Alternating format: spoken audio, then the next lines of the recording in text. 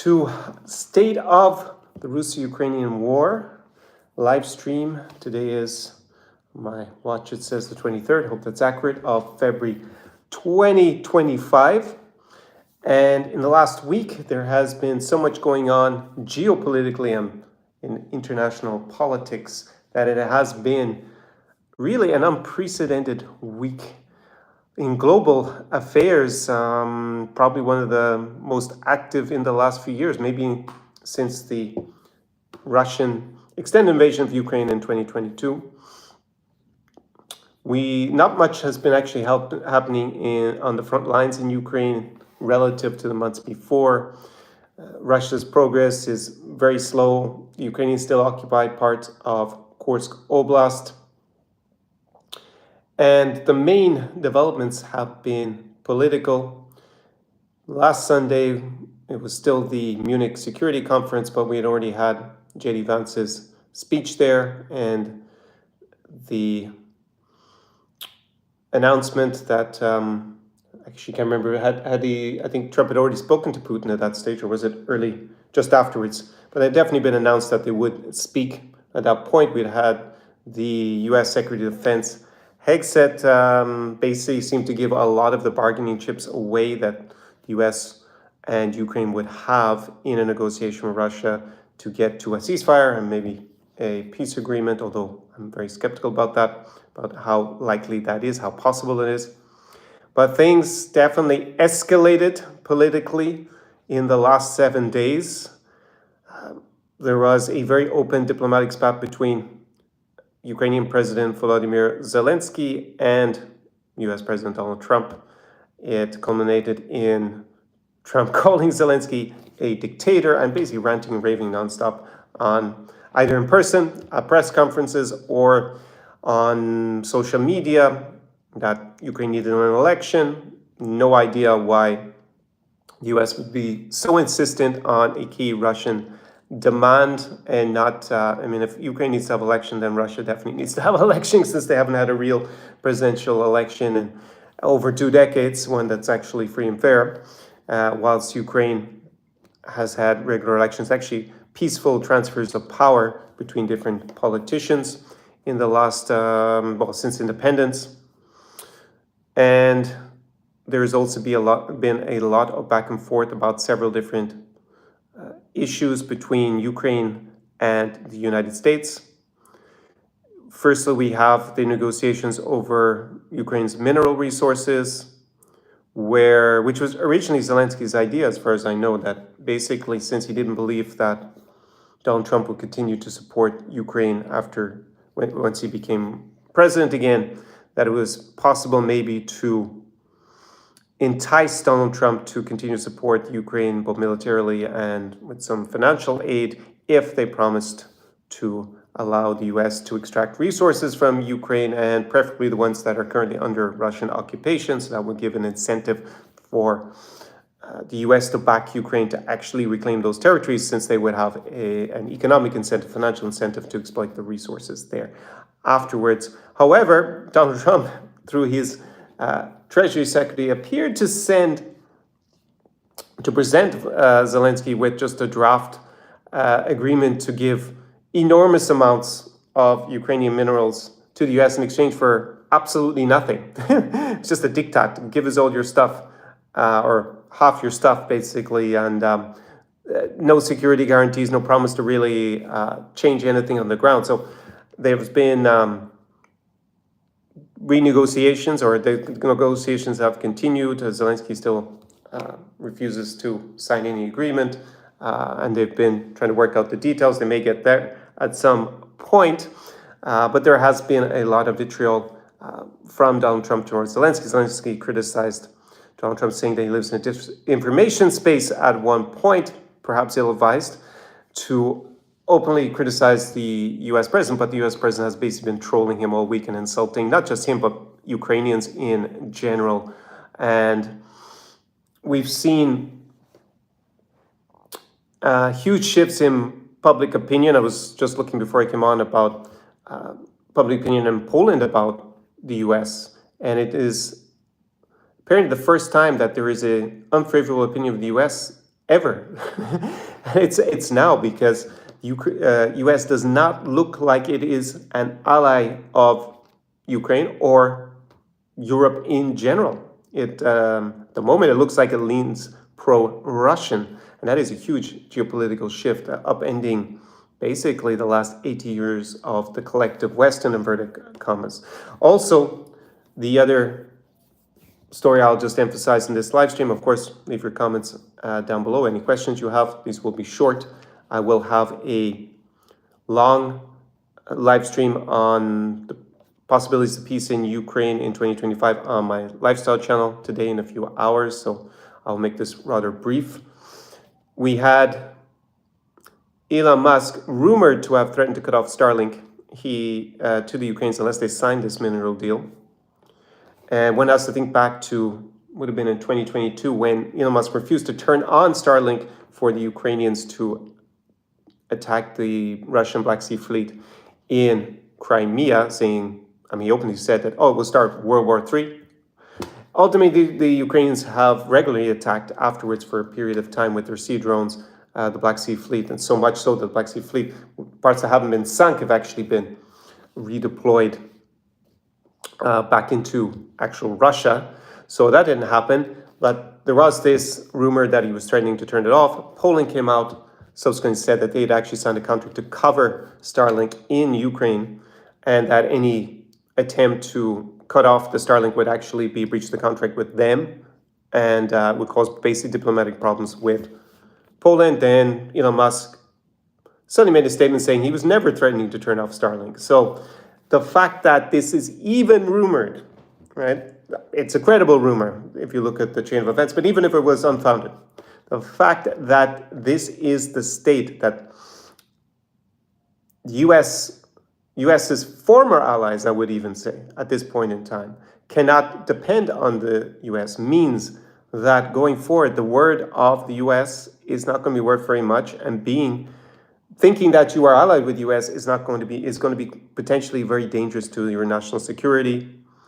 It gives what leader in the right mind is now going to invest heavily in having something like Starlink when it can be used as an extortion threat against you? If you use it, you will be better off purchasing such a system from a more reliable partner or developing your own. And we would expect to see the European Union countries, if not collectively, start to develop rivals to these different services like Starlink or just military equipment. Who wants to be dependent on US military equipment going forward? Maybe it could be cut off remotely.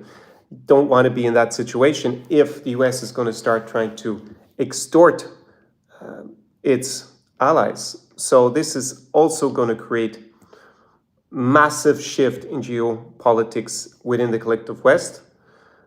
And basically at the moment we've had, even though it's heavily criticized, with the US spending more on defense than most European nations do. And I am personally in favor of EU member states and the United Kingdom raising their defense spending because they face a huge threat from Russia, primarily for that. But there's been these economies of scales where basically the US develops a lot of this military gear and hardware and then sells it to European nations, the other NATO member states, so that they're all basically similar, all operating on similar platforms. And European Union states don't develop either collectively or separately their own alternatives, because why bother if we can just buy something comparable from the US? We don't have to keep sinking costs into research and development. Of course, the US provides a security umbrella for Europe and has a lot of troops stationed there. That costs the US some money. At the same time, they have their troops already located in Europe, which at times has been advantageous to the US. Plus, they have all those extra arms sales. So it's not entirely clear to me that it was particularly a bad deal for the US to have it like that, but that is likely coming to an end. There is the possibility that the next step by Donald Trump will be to pull out US troops in this region, so the Baltics, Poland, and all of Central and Eastern Europe, leaving it very exposed to a potential Russian invasion and undermining the credibility of Article 5 of NATO, which is the Common Defense Clause, if those troops are now forward deployed in advance. And that will mean that countries like Poland and the Baltic states will have to examine getting a nuclear. First of all, they will want a nuclear deterrent. Germany, the elections are today in Germany, and Merz, who is favored to come first, the Conservative Party in Germany, CDU, has already talked about how he wants to discuss with France and the United Kingdom about coming under directly their nuclear deterrence and not depending on the US as they have for the last 80 years or so. And Poland would be very well advised to either seek their own nuclear weapons or at a minimum get some more concrete guarantee, nuclear deterrent guarantee from France and or the United Kingdom. But really, they probably want to be thinking about developing their own nuclear weapons now as a deterrent to Russia. And will that mean that ultimately Ukraine will get nuclear weapons as a result? Because the cooperation between Poland and Ukraine also possible. So definitely it's upended the global order to a large extent the last week. We have seen, starting with J.D. Vance's speech to the Munich Security Conference, where he's seen more aligned with Russia than with the US's traditional allies over the last 80 years.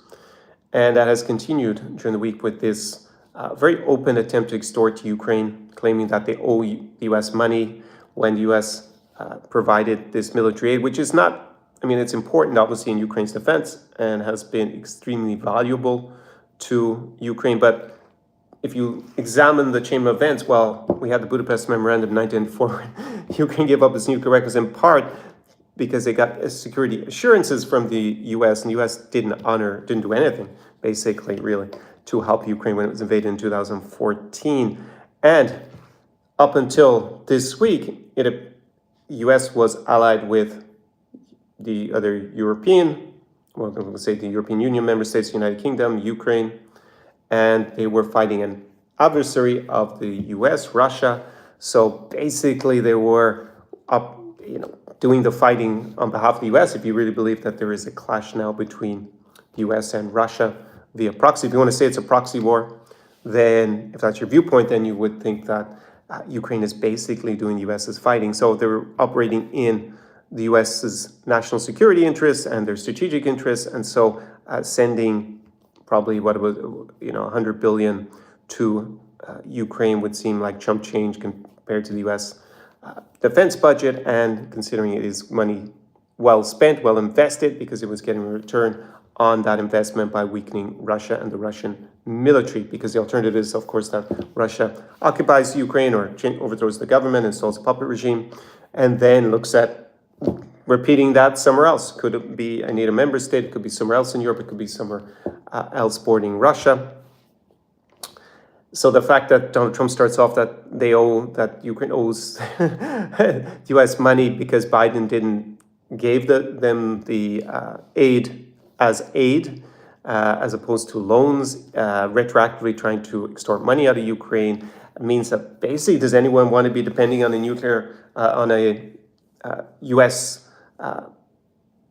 Aid in the future, if it could then be later used to extort more concessions out of you, or as an excuse to do so, or depend on the US? Like, look at the situation for South Korea and Japan. Do they really want to be allied with the US?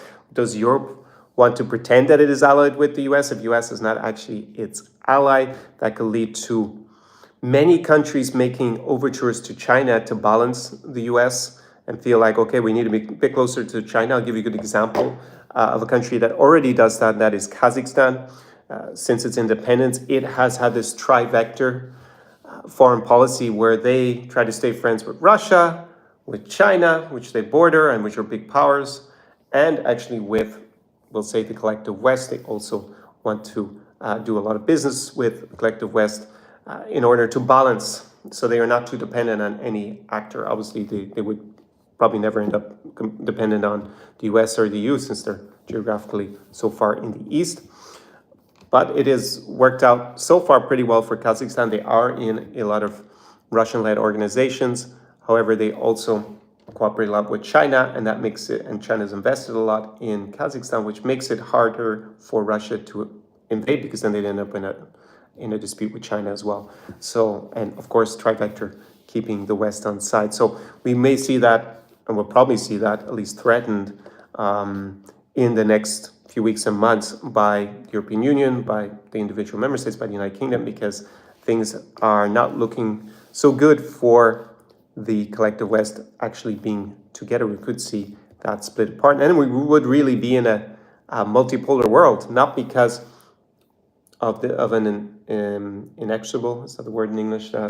An unstoppable rise of China and Russia, definitely not Russia, because Russia has an economy the size of Italy and a military that has been largely wrecked in Ukraine. Of course, they can rebuild it and learn from it. So outside of their nuclear weapons, not really looking much more than a regional power and a declining regional power at that.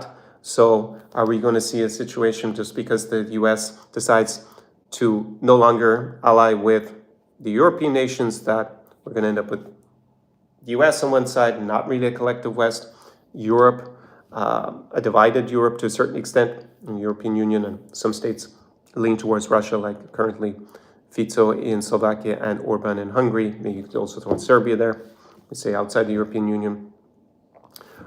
Russia, but a declining Russia, but a very bellicose Russia, and then China really rising as a power, because the West, if it's not united, will not be balancing China. It looks like the US and China will be, you'll be trying to balance between the two of them. Anyways, there are some of my thoughts this afternoon. Write me your comments down below. I think I saw one comment, since this is a new channel.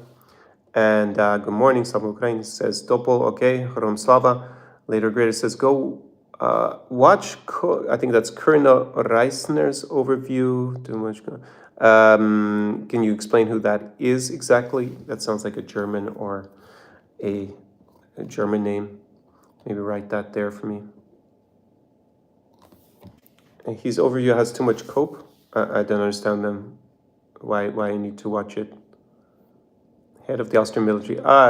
Is it head of the Austrian military, or is it this YouTube channel from the Austrian military? But they've always underestimated Ukraine, because I watched them in the beginning, and yeah, they have the more, shall we say, commonly held view of Russia strong, Ukraine weak. But why is Russia only managed to conquer 17% of Ukraine in over 11 years at this point of conflict? We're going up in, is it 10 or 11 years?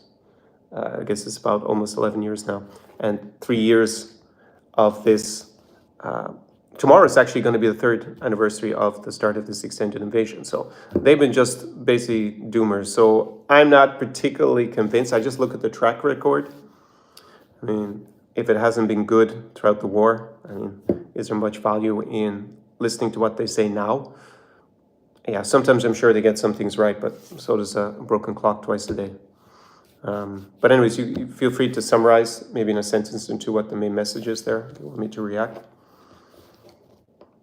Track record is the exchange of casualties. Yeah, this, as I said many times in the last 6 months, Russia faces 3 main issues in 2025. Lack of manpower, would be voluntary soldiers, money, economy, and materiel. So they've been reliant on refurbishing, to a large extent, Soviet era stocks en masse. Obviously, developing out drones has been the big evolution in this war. So Russia needs to solve those 3 problems, because they're going to face major issues with them in 2025. That's been seen for overseas, and that's probably about a year. That's been pretty clear with the burn rate. And they do have recruitment issues at the moment. So if they keep up the war at this intense level, maybe North Korea sending hundreds of thousands of troops is going to be the solution. That would be a solution to manpower potentially. But if not, then they will almost certainly have to think about mobilizing a large part of the population to join the military. And that last time when they tried it in the autumn 2022 did not go very well, because 1 million Russians left the country, and they tended to be the more productive people for the economy. So it seems like they've been trying to avoid that by paying huge amounts of money to join the military. In the last 6 months or so, the recruitment is way down on previously. So Yeah, but someone says 800,000 Russians have returned. Yeah, but what are they going to do when there's another mobilization? They're going to be out the door again. So yeah, maybe they've been lured into coming back because they feel, oh, they didn't do the general mobilization. But that's their issue if they get caught up in the next one, and maybe they won't be able to get out so easily this time. We'll see what happens. But basically, they will need a solution to that. And if people are not willing to sign up for the money, and these three, to a certain extent, this is interrelated with the economy.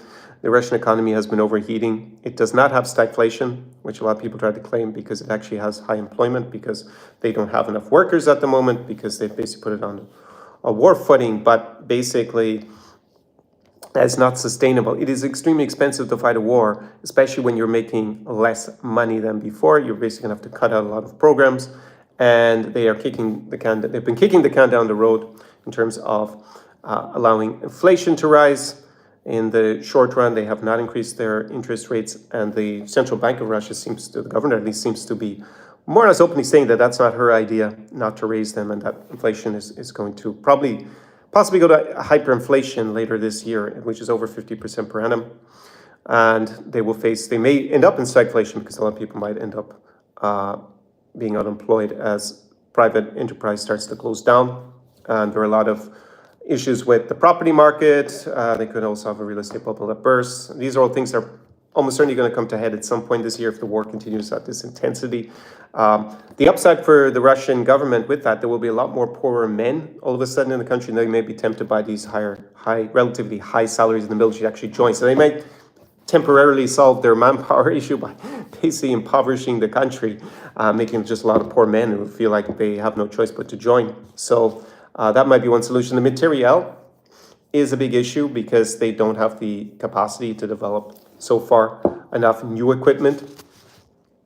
And apparently their new equipment, anyways, in any case, were not Wunderwaffen. So yeah, they need to solve those problems. And Putin definitely bet very well on Donald Trump becoming president, because at the moment he is definitely not in Ukraine's camp. And if we end up with a ceasefire, I'll go into that in today's live stream on the Lifestyle channel. It would be Minsk 3, basically. That is the only conclusion neither side, if they agree to ceasefire, is sincerely seeing that as the end of the war. Double 24 says, I'm just worried that Trump might drop the sanction on Russia for some reason to force Ukraine into a crappy deal. Yes, that's one solution to the economy for Russia, is that Trump unilaterally lifts the sanctions. And I think I said just over a week ago that not to panic on Julie if you support Ukraine. I mean, unless Trump does something completely mad, like lift all the sanctions unilaterally. But that is a possibility after last week. So maybe his idea of make America great again was save Russia from collapse. Hey, that's what he sees. It doesn't make sense to me, geostrategically, unless you think that U.S. values and interests coincide with Russia. Seems completely mad to me, but apparently that is the MAGA mantra at the moment. So let's see, later gets some true about the Russian bubble. That's a big problem for Russia. Sanctions bite, but limited. It just pushes up the costs, and that wears down the economy. It puts extra pressure and reduces the amount of runway that Russia has economically to keep up the war at this rate. And, it's basically a war of attrition. Ukraine and Russia don't necessarily have to win on the battlefield if the other side collapses before they do. And in the last week, Donald Trump, if anything, doesn't seem to be trying to collapse Russia. He seems to be trying to collapse Ukraine. It's this whole story about Ukraine's election, which seems to be a veiled attempt to try and replace Zelensky.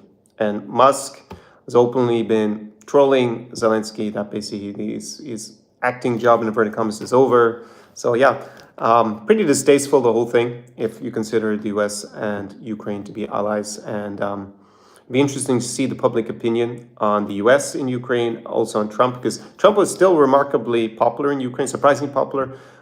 Back in December of this year, he had like over 50% approval rating, or I think it was around 50, it was between 40 and 50% actually. People trust Donald Trump. I would say I'd be surprised if it's over 5% at the end of this week. And also, as I said, in Poland, the US is now seen negatively for the first time, I think, ever, there's been an opinion poll in independent Poland. So it's pretty bad overall if you believe in some sort of collective West. And Putin was definitely proven right on the fickleness and the weakness of the collective West to a large extent. He completely underestimated Ukrainians and their willingness to be on Russia's side or defect or to fight back against Russia and sustain things. So, but his bets on the weakness of the West. Maybe Biden did a little bit more, I guess, in that first year than expected, to give him a little bit of credit. But Donald Trump, no, it seems to be becoming more and more evident that he will favor Russia. And we will see the reaction from the EU and other European countries this week. In particular, they may decide to seize the Russian assets that are frozen. That would be a huge move. And then use those funds to help Ukraine with defending itself. That would definitely buy Ukraine a lot of time to develop its own production, to buy weapons somewhere else. It will be a huge blow if the U.S. is no longer supplying weapons. Maybe the U.S. will then change its mind when it sees that Ukraine has alternatives. Anyways, I will wrap up this short live stream because I'm going to have a longer one at 5 p.m. It is 2:30 now here in Estonia, where I am. I will be here for at least another week. And yeah, catch you on that one. Down below in the description to this live stream is my guide for going to Ukraine. So if you are thinking of traveling to Ukraine, I'm going to have in there how to stay safe, obviously, with the caveat, as I always say, that it is the biggest war in Europe since World War II. And you need to obviously weigh up whether traveling there at this time is the right decision for you or not. Got my hospitality guide there, so all the best places. Because remarkably, it's still an amazing place for restaurants, cafes, Ukraine in spite of the war. It's pretty unexpected, I would say, that so many businesses are still doing well there.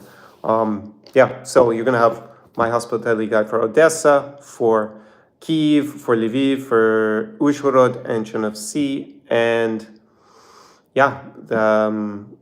how to travel there, all that logistical information will be in that, and a little bit of background to what is going on. So that is down below in the description of the video, along with a sermon for Moldova, because a lot of guys are flying to Chisinau and then traveling to Odessa who watch my channel, and they're also interested in the hospitality guide for the vineyards and the best places to hang out in Chisinau, whether there. Save you months of research. Your Irish boy here thoroughly enjoyed doing all the research, drinking lots of coffee, great food, and Moldovan wine for that. So that's all down below. And yeah, maybe see you later on the second live stream of the day. Will 2025 bring peace to Ukraine on my lifestyle channel? So, do побачення. And I am definitely MAGA and not MAGA. Make Ukraine great again. До перемоги.